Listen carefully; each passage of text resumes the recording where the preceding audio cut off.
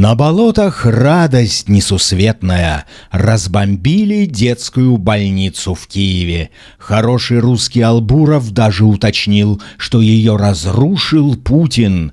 Вот так сел верхом на ракету и прилетел к детям смертельным Карлсоном. Лично.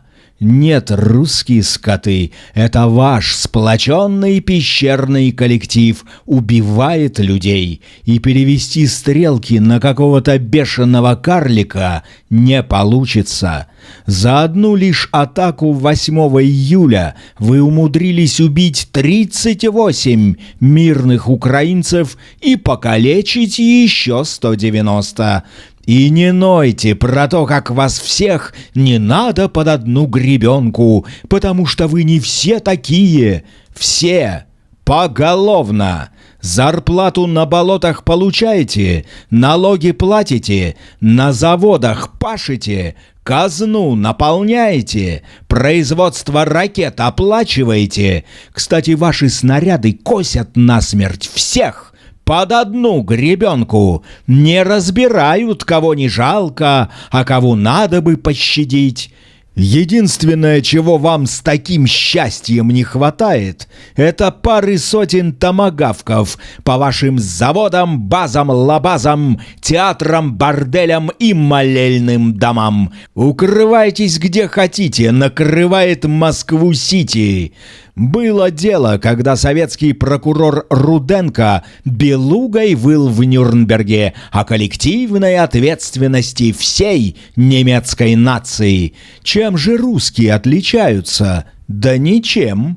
Сначала тихо обиделись на то, что Запад разрушил их любимое детище СССР. Потом нажрались от пуза дармовых американских окорочков и европейской гуманитарки, после чего, насытившись, поднялись ракообразным чудищем над болотом и завыли о том, что пора насрать империю взад.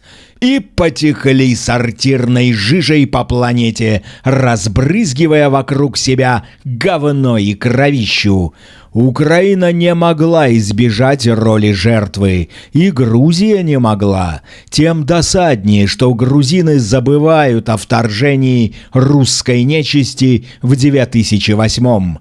Империя начала дышать смертью еще при Ельцине, который собрал это чудовище под имитационные вопли о демократии. О, как аплодировали хмельному популисту, когда он театрально подписывал указ о запрете КПСС. И что, сильно запретил? Оргазмировали тогда всей пещеркой, стонали на весь мир, лишь бы заглушить крики чеченских детей, демократично умерщвляемых в 2 войнах.